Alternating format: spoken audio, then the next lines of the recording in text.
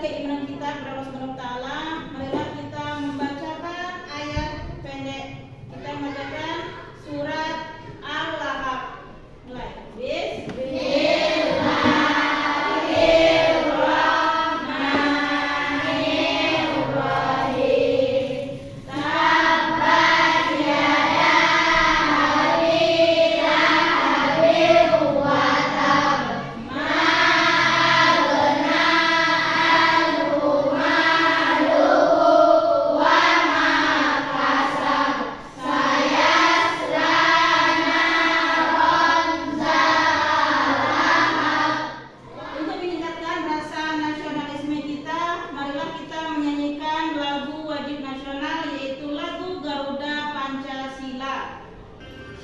Silakan semuanya berdiri.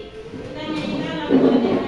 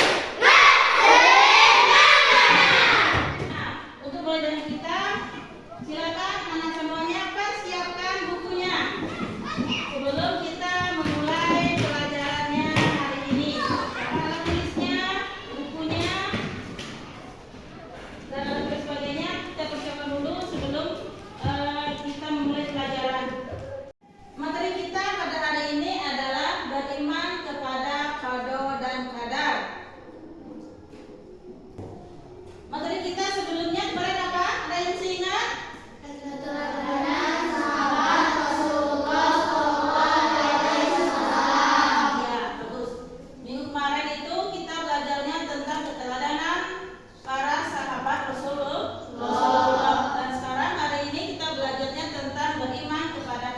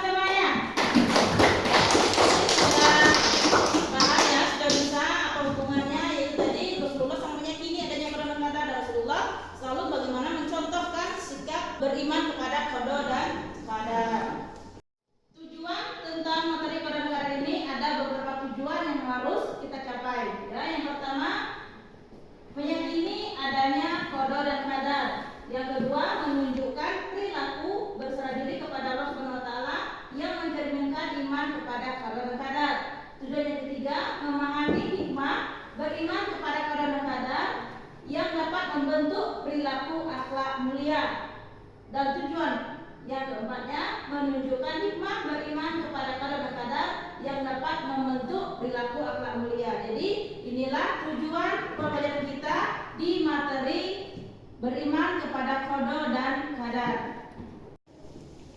Ini adalah kompetensi inti dari materi menerima qada dan qadar. Nah, ini ada 4 kompetensi intinya. Yang pertama, menerima, menjalankan dan menghargai ajaran agama yang dianutnya. Kompetensi yang kedua yaitu di sikap kita menunjukkan perilaku jujur, disiplin, tanggung jawab, santun, peduli dan percaya diri dalam berinteraksi dengan keluarga, teman guru dan tetangganya serta kita tanah air. Kemudian yang kompetensi yang ketiga yaitu di pengetahuannya, memahami pengetahuan faktual dan konseptual dengan cara mengamati, menanya dan mencoba berdasarkan rasa ingin tahu tentang dirinya, makhluk ciptaan Tuhan dan kegiatannya dan benda-benda yang dijumpainya di rumah, di sekolah dan tempat bermain. Kemudian yang kompetensi yang keempat yaitu di keterampilan, mampu menyajikan pengetahuan faktual dan konseptual dalam bahasa yang jelas, sistematis, logis dan kritis, dalam karya yang estetis, dalam gerakan yang mencerminkan anak sehat dan dalam tindakan yang mencerminkan perilaku anak beriman dan berakhlak mulia. Inilah kompetensi inti yang harus kita capai di materi beriman kepada qada dan qadar.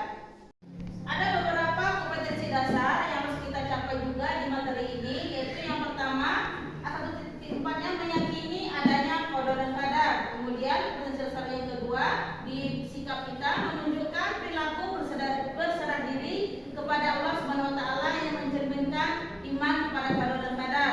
Kemudian yang 3.4, kompetensi dasarnya yaitu di pengetahuan, memahami hikmah beriman kepada qada dan qadar yang dapat membentuk perilaku akhlak mulia. Kemudian 4.4-nya yaitu di keterampilannya, mampu menunjukkan hikmah beriman kepada qada dan qadar yang dapat membentuk perilaku akhlak mulia. Jadi itulah tadi sudah ada kompetensi intinya, ada kompetensi dasarnya, dan ada tujuan yang harus kita capai untuk materi kita di materi beriman kepada qada dan qadar. Siklus kita belajar pada hari ini atau urutannya nanti itu ada kita nanti pretest, ada diskusi nanti, kemudian ada tayangan video, PPT juga yang akan disampaikan, nanti ada tanya jawab, nanti ada kita saling menanggapi di diskusinya, dan nanti ada hadiah yang akan diberikan nanti kalau yang aktif untuk diskusinya. Mau hadiahnya? Mau. Dan juga nanti kita akan melakukan terakhir post test dan juga nanti ada refleksi menyimpulkan hasil dari kita pada hari ini. Itulah rentetan atau siklus kita daripada hari ini.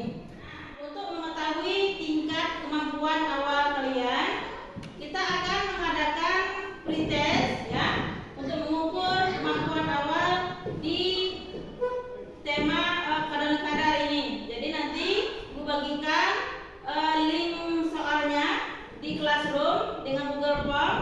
Silakan nanti klik soalnya dan silakan dikerjakan. Paham semuanya?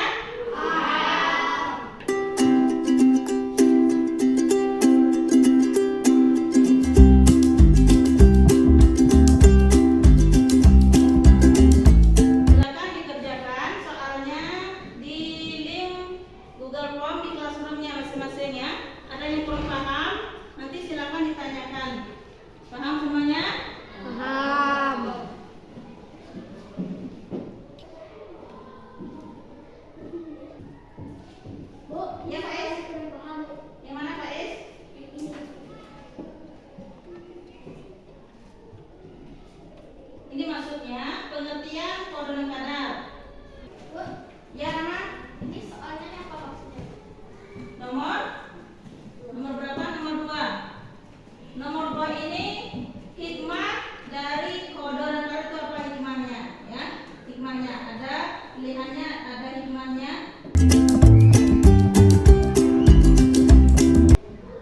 Bisa semuanya ya?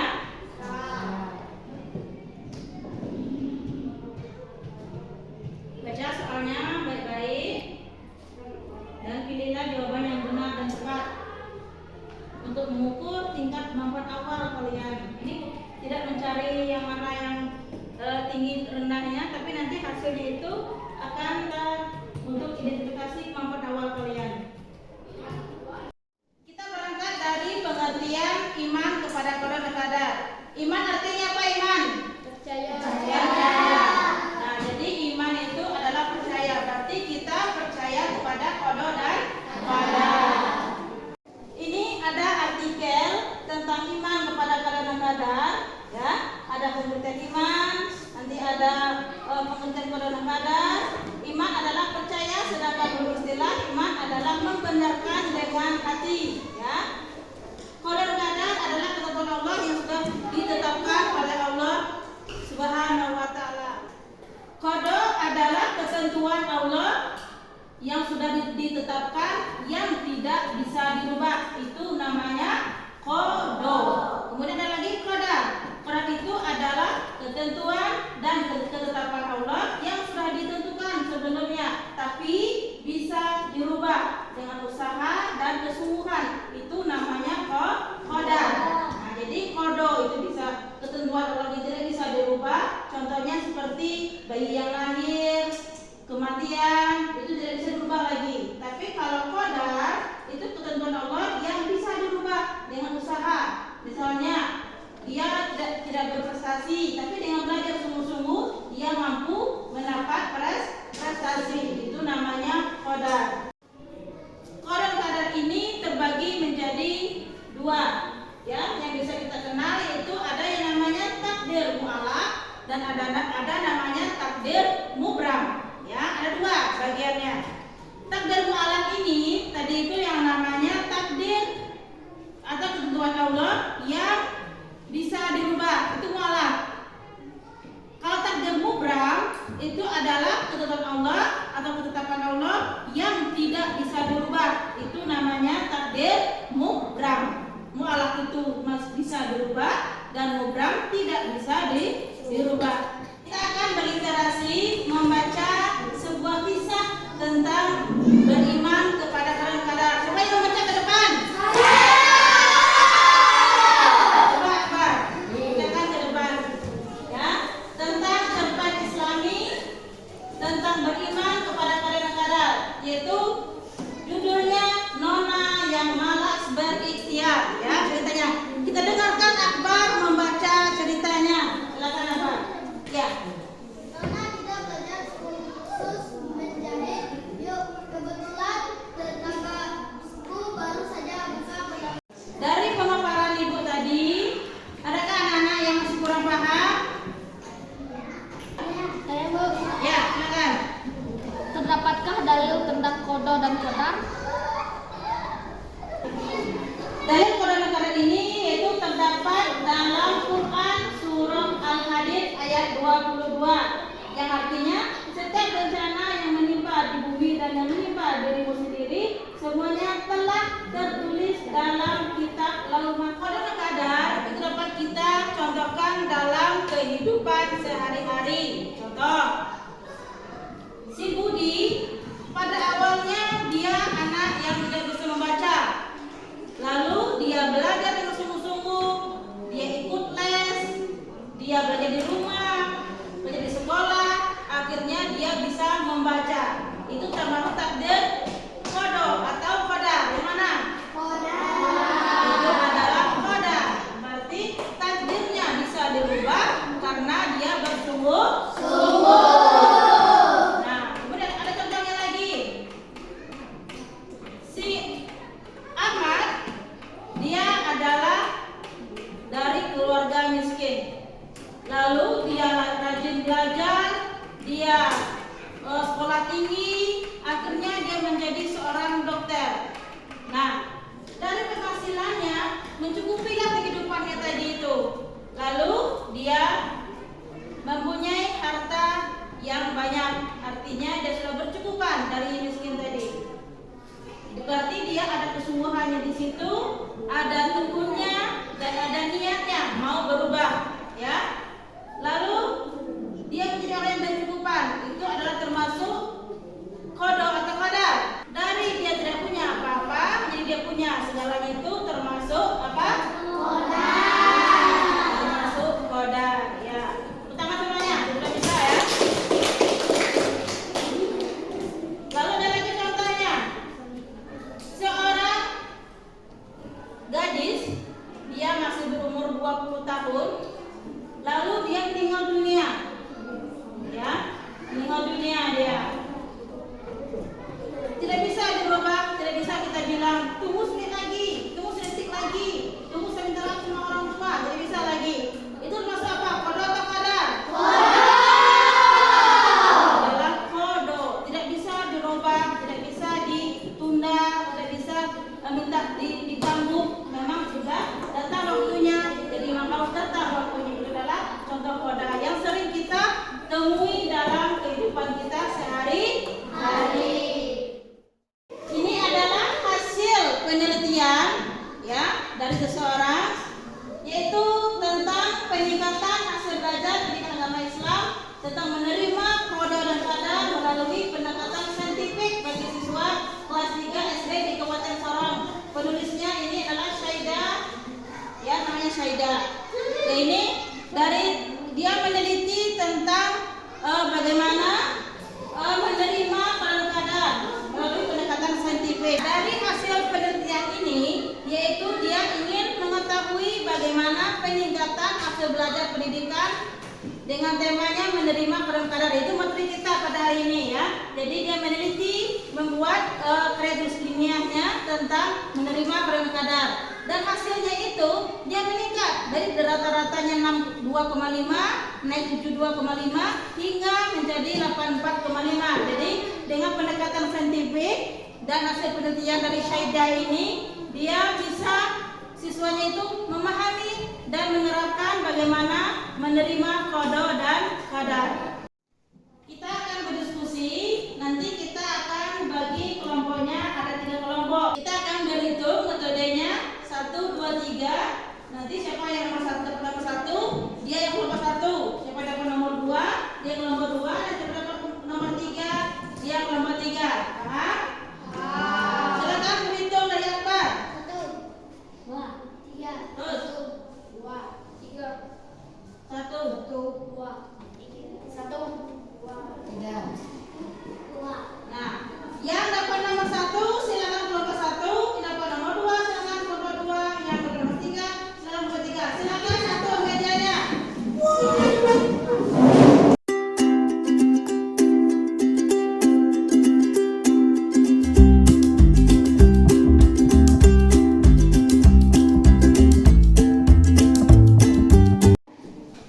Nah, sekarang sudah kita bagi kelompoknya. Yang kelompok 1 namanya kelompok Abu Bakar. Yang kelompok 2 namanya kelompok Utsman bin Affan. Kelompok 3 nama kelompoknya Ali bin Abi Thalib. Bisa diingat nama kelompoknya?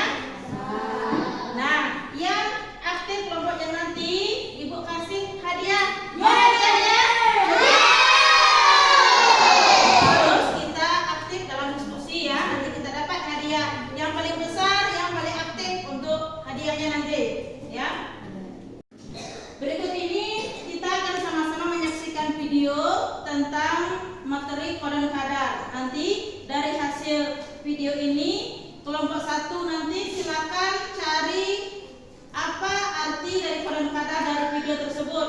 Yang kelompok 2 silakan cari apa hikmah dari mempelajari qada dan qadar dari video tersebut. Yang kelompok 3 silakan cari nanti bagaimana cara kita mencontoh qada dan qadar dalam kehidupan sehari-hari. Assalamualaikum warahmatullahi wabarakatuh. Anak-anakku, kali ini kita akan membahas materi tentang qada dan qadar. Apa qada dan qadar itu? Mengapa umat Islam wajib percaya kepada qada dan qadar? Dan bagaimana perilaku orang yang beriman kepada qada dan qadar? Anak-anakku, belum usai pandemi COVID-19 yang bahkan kasus hariannya terus meningkat Silakan kelompok 2 dan belum rampung 1 bulan di tahun 2021. Indonesia sudah dihadapi dengan usaha yang bertubi-tubi dicermati Satunya pesawat Sriwijaya Air Nah, inilah contoh kode dan kadar. Gunung Semeru yang meletus lagi dan gempa di Lampung. Ngapain kerja keras kalau takdirnya miskin? Ya tetap aja miskin. Memang benar. Jauh sebelum kita diciptakan, Allah sudah menulis semua kehendaknya terhadap kita. Inilah yang disebut dengan qada. Kemudian setelah kita tercipta, kehendaknya itu akan terrealisasi atau terjadi pada kita sekarang. Itulah yang disebut qadar. Tuh kan, jadi kenapa kita harus berusaha? Belum selesai, dengerin dulu. Kita perlu berusaha dan berdoa karena kita tidak tahu sejauh mana Allah berkehendak atas diri kita. Maksudnya, misalnya gini, Allah bisa saja menghendaki Bang Supri saat ini menjadi seorang dokter. Jika 5 tahun lalu Bang Supri mau melanjutkan kuliah kedokteran, tapi Bang Supri memilih tidak melanjutkan kuliah dan bersenang-senang, keduanya sama-sama terjadi atas kehendak Allah. Tapi Bang Supri lah yang memilih menjadi pengangguran sekarang. Kehendak Allah tergantung pada sebab-sebab yang diusahakan manusia. Lalu takdir yang tidak bisa dirubah seperti apa? Misalnya takdir kamu. Tadi sudah kita tonton videonya dan sudah juga mencatat hasil dari diskusinya. Silakan kelompok 1 tampilkan hasil diskusinya. Akan dibacakan hasil diskusinya.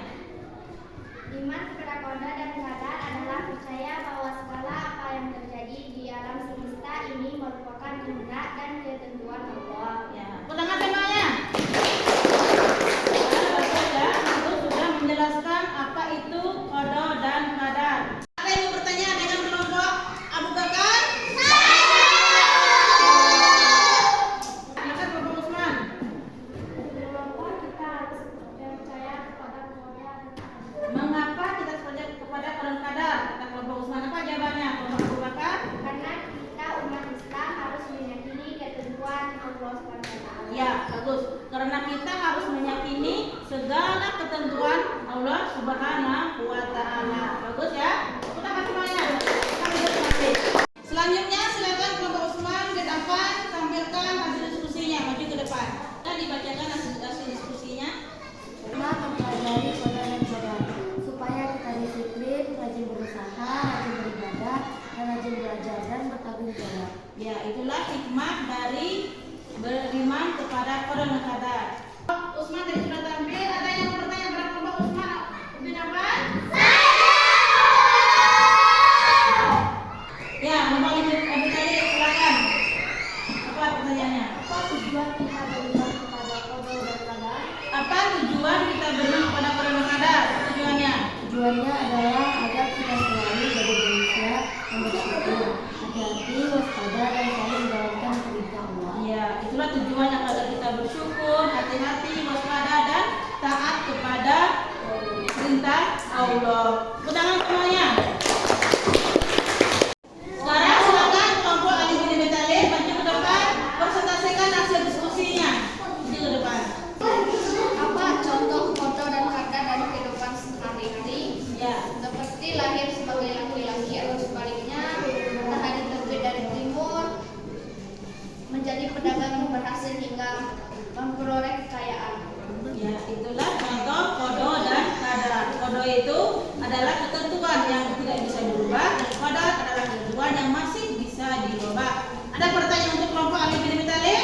Kelompok Abu Bakar, silakan tanyakan. Kalau longsor itu termasuk qada atau qadar? Ya, kalau longsor itu termasuk qada apa qadar? Katanya. Itu adalah contoh dari qada. Ya, itu adalah qada yang sudah ketentuan dari Allah. Di jawaban kelompok Ali bin Abi Thalib ada yang ingin menanggapi atau menambahkan? Apa lagi kelompok Usman lagi ditambahkan? Qadar adalah ketentuan Allah yang sudah ditentukan oleh Allah yang tertulis di Lauhul Mahfuz. Iya. Qada itu adalah ketentuan Allah yang sudah tertulis di Lauhul Mahfuz namanya ya. Tangan untuk kelompok Ali bin Abi Thalib. Ini ada hadiah ya yang aktif di diskusi tadi. Kita sudah tanya jawab, menanggapi. Yang pertama, ini hadiah untuk kelompok Abu Bakar. Ini hadiah untuk kelompok Usman bin Affan. Ini hadiah untuk kelompok Ali bin Abi Thalib.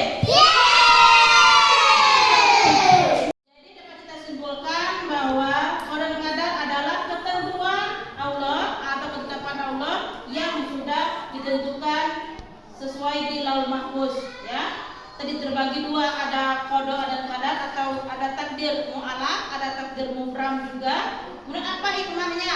Hikmahnya tadi agar kita bisa bersungguh-sungguh dalam berusaha. Kita bisa meyakini apa itu qada qadar, dan juga kita harus mampu taat beribadah kepada Allah, bentuk kesungguhan kita sebagai hamba Allah. Dan contohnya tadi ada contohnya anak yang lahir pada dunia itu apa namanya? Qada apa qadar? Qada. Itu adalah qada. Kalau kematian itu qada apa qadar? Qada. Kalau dapat juara? Qadar. Oh, qadar ya. Kemudian kalau seorang itu dari tidak punya apa-apa menjadi punya segalanya, apa namanya? Qada apa qadar? Qadar. Itu namanya qadar. Kemudian ada lagi tsunami. Itu qada apa qadar? Qada. Itu qada ya, sudah ketentuan dari Allah. Sekarang kita akan melakukan post test yang menguji kemampuan akhirnya setelah Ibu jelaskan materinya dan setelah kita diskusi tadi. Kita melakukan post test. Link Google Form-nya sudah dikirimkan di Classroom. Silakan dikerjakan post test-nya.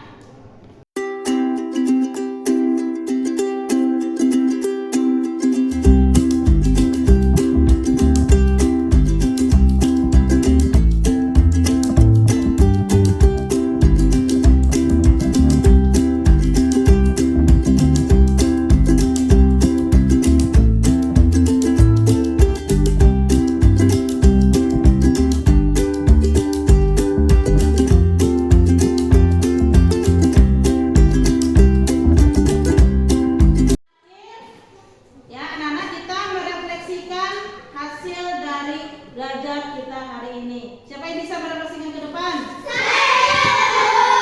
Coba dari sana dulu, Akbar. Ya, silakan direfleksikan kita belajar hari ini.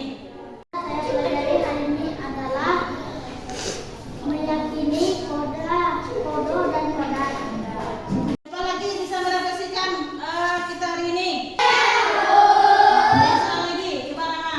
Refleksikan hasil belajarnya pada hari ini. Silakan.